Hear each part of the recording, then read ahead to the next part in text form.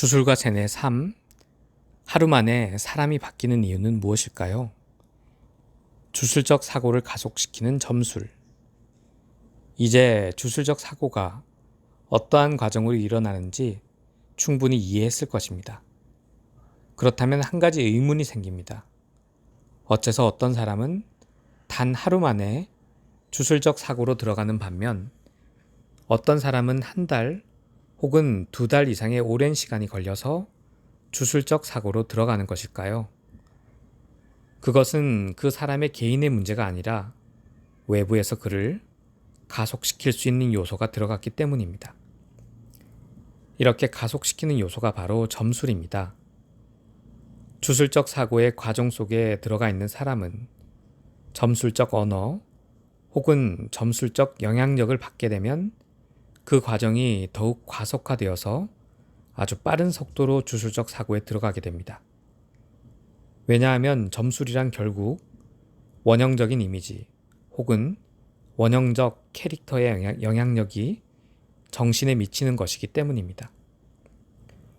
많은 사람들은 미래가 불안하기 때문에 점을 보러 갑니다. 이는 주술적 사고의 초입에 해당하는 미래의 컨트롤 가능성 제약 혹은 무력감을 통한 불안감 단계입니다. 아직 이 단계에는 쉽게 정신을 되돌릴 수 있지만 점을 보았다면 이후의 단계가 매우 가속화됩니다. 우선 점을 본다는 행위 자체는 점을 보는 입장에서는 자신이 잘 모르는 영역에 들어가는 것을 의미합니다. 이는 의식을 현실 영역이 아닌 점이라고 하는 다른 영역으로 옮겨가게 하며 자신이 모르는 영역에 점쟁이가 하는 말만을 따라하기 때문에 쉽게 정신이 조정당하기 쉽습니다. 이렇게 디소시에이션이 일어나면 다음 단계는 매우 쉽고 빠르게 자연적으로 진행됩니다. 자아의 분열이란 자아의 경계가 흐릿해지는 것이라고 말했습니다. 자아의 경계가 흐릿해지는 것은 자연적으로 일어나는 경우도 있지만 누군가가 의도적으로 일으킬 수도 있습니다. 자아는 영어로 에고를 의미합니다. 많은 경우 에고를 부정적으로 표현하지만 에고가 없이는 자아도 존재하지 않습니다. 그러므로 내가 고집을 부려 에고를 유지하지 못한다면 자아가 분열되는 것입니다. 즉, 점집에 가서 점쟁이의 말이 맞는지 틀리는지, 틀리다면 어느 부분이 어떻게 틀렸는지 등을 고집 부리지 못하고 점쟁이의 말에만 맞아 하면서 따라가기만 한다면 자연스럽게 점쟁이에 의해 자아 분열이 일어나게 됩니다. 자아 분열 이후의 원형에 의한 지배는 너무나 쉽게 일어납니다. 여기에서 원형은 점쟁이 자신이 될 수도 있고 점쟁이가 사용하는 점술 도구가 될 수도 있습니다.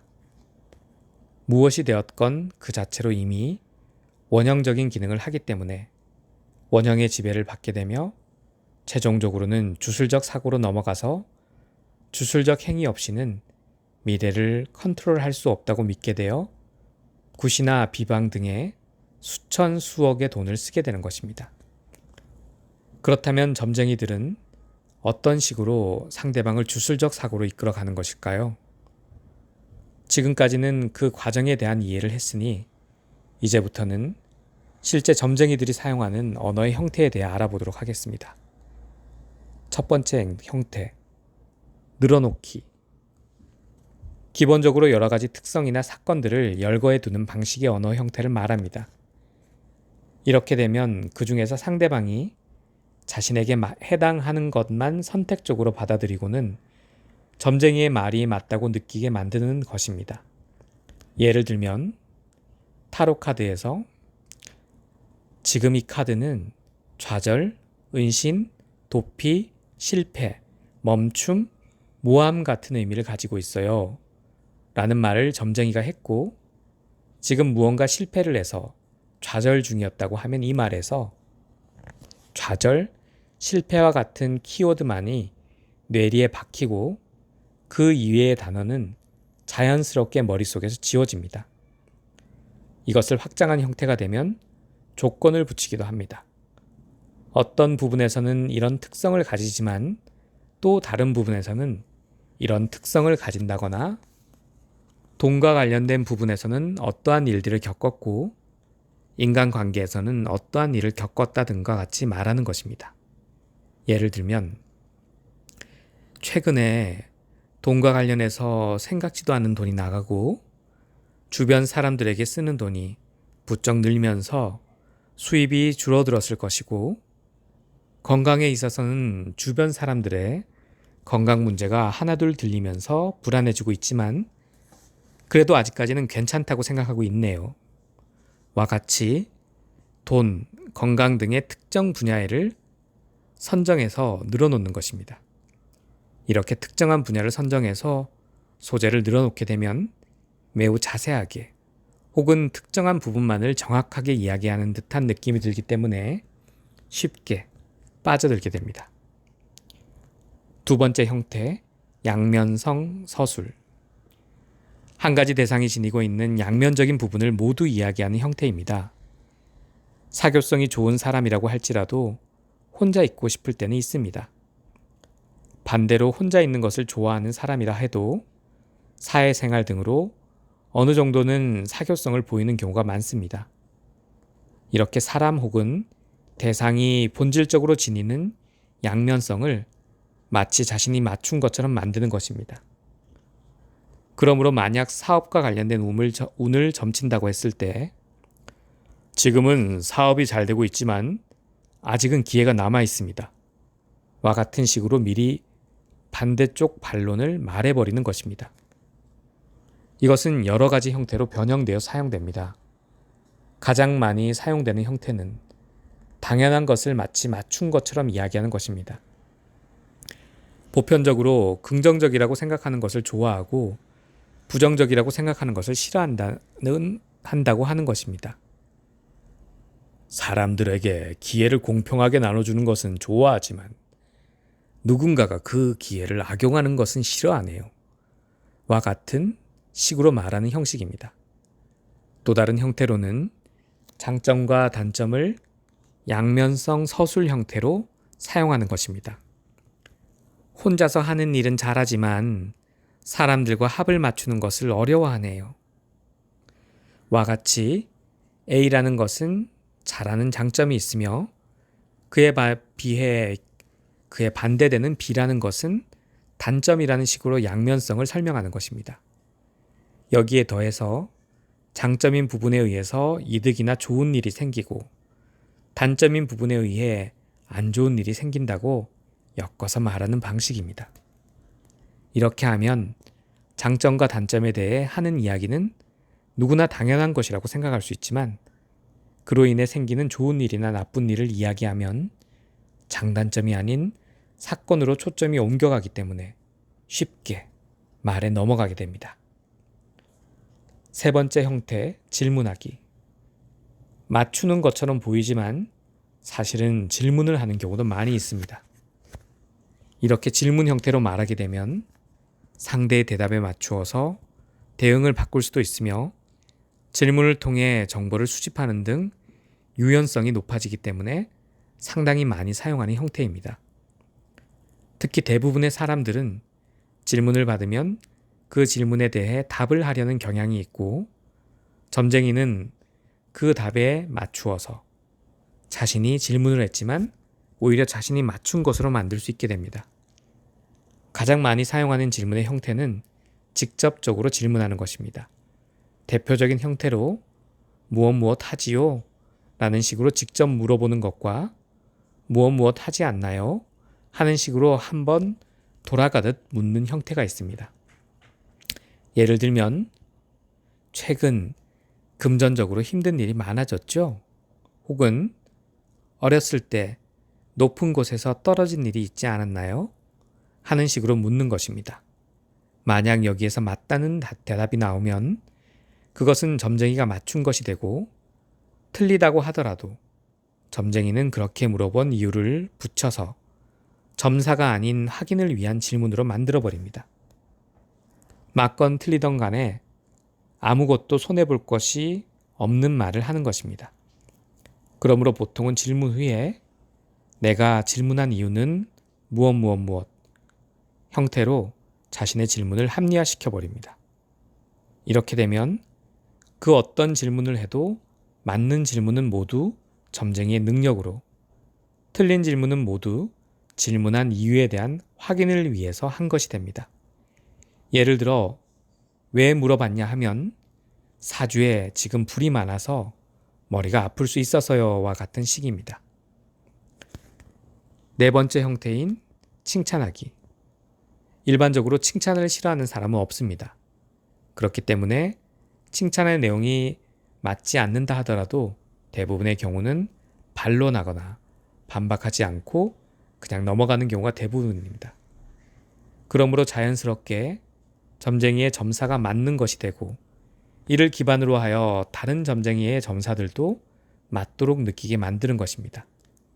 이 칭찬은 단순하게 직접적으로 칭찬하는 형태도 있지만 그보다는 간접적이고 다양한 비유를 들어서 칭찬하는 경우도 많습니다.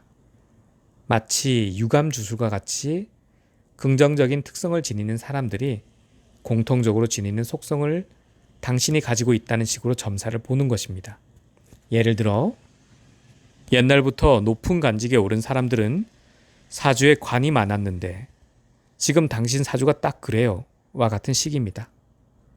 높은 관직에 오른 사람이라는 긍정적인 특성과 그들이 가지고 있는 사주에 관이 많다라는 속성을 이용해서 간접적으로 당신도 높은 관직에 오를 수 있다라는 식으로 칭찬을 하는 것이죠. 앞에서 설명한 양면성 서술을 함께 사용하는 경우도 있습니다. 이 경우는 서로 정반대의 두 가지 속성을 사용하여 칭찬하되 각각 속성은 각기 다른 주제에서 적용되는 것입니다. 예를 들어 위급한 상황에는 빠른 결단을 내리는 반면에 다른 사람의 일에 있어서는 심사숙고해서 문제가 생기지 않도록 하는 성격이군요 와 같은 것입니다. 빠른 결단과 심사숙고하는 것은 각기 정반대의 속성이지만 이것을 긍정적으로 표현하고 각기 다른 분야에서의 성격으로 적용시키는 것으로 양면성이 가지는 모순을 피해가는 방식입니다. 분명 이런 말들은 평상시에 주변 사람들이 사용한다면 이상하게 생각하고 받아들이지 않을 내용들입니다. 그런데 어째서 점쟁이가 저렇게 이야기하면 받아들이는 것일까요? 그것은 점쟁이가 가지고 있는 사회적 역할과 함께 사용하는 점술 도구에 대한 신뢰로 설명할 수 있습니다.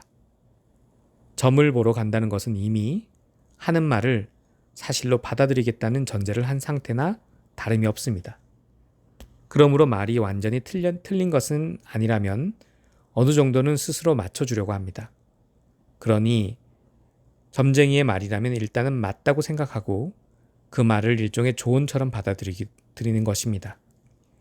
또 한 가지는 사용하는 점술 도구에 있습니다. 사주, 타로카드, 손금 등의 점술 도구는 일반인들이 쉽게 배우고 익힐 수 있는 것들이 아닙니다. 또한 그 도구 자체는 우리가 파악할 수 없는 영적 세계 혹은 운명을 읽을 수 있다고 생각합니다. 그렇기 때문에 사주 등의 점술 도구를 매개로 삼아 이야기를 하게 된다면 대부분의 사람들은 그에 반박하지 못하고 그저 들을 수밖에 없는 것입니다. 이것은 단순히 점술이라는 상황 하에서 일어나는 것은 아닙니다. 이미 말했지만 이와 같은 언어적 형태는 우리의 일상생활에서도 많이 일어납니다. 그러므로 점술이 아니라 할지라도 점술과 유사한 상황 혹은 유사한 관계가 형성된다면 단순한 대화만으로도 점술을 통한 주술적 사고로의 가속이 일어날 수 있습니다.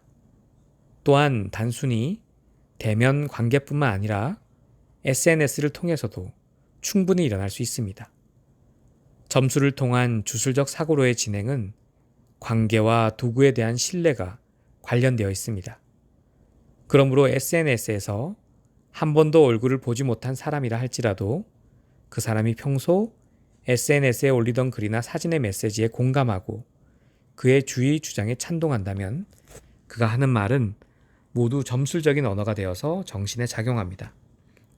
이는 매개 역시 마찬가지로 점술이라는 도구가 아니라 통계, 여론 등과 같이 일반적으로 신뢰성이 있다고 생각하는 도구를 사용하여 어떠한 메시지를 주장하면 그것도 점술적 효과를 일으키기 때문에 주술적 사고로의 진행을 빠르게 가속화시킬 수 있습니다. 그러므로 온라인으로도 사람들의 선동하는 것이 가능하고 한 번도 얼굴을 보지 못한 사람의 명령을 듣고 비상식적인 행동을 하는 이유는 그 행동을 하는 사람들이 멍청해서가 아니라 온라인에서의 관계와 그들이 사용하는 매개가 점술적 효과를 일으켜서 사람들의 정신을 주술적 사고 상태로 이끌어가기 때문입니다. 특히나 SNS와 같은 온라인 활동을 하게 되면 사람의 정신은 자연스럽게 디소시에이션을 한 상태가 되기 때문에 점술적 효과가 매우 빠르고 쉽게 일어나며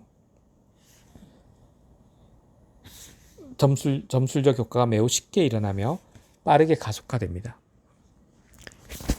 이러한 이유에서 온라인에서 보게 되는 모든 메시지나 주의 주장은 그 근거를 확인해야 하며 그 주의 주장을 하는 의도를 항상 생각해 보지 않으면 선정과 선동의 도구가 될 수 있습니다.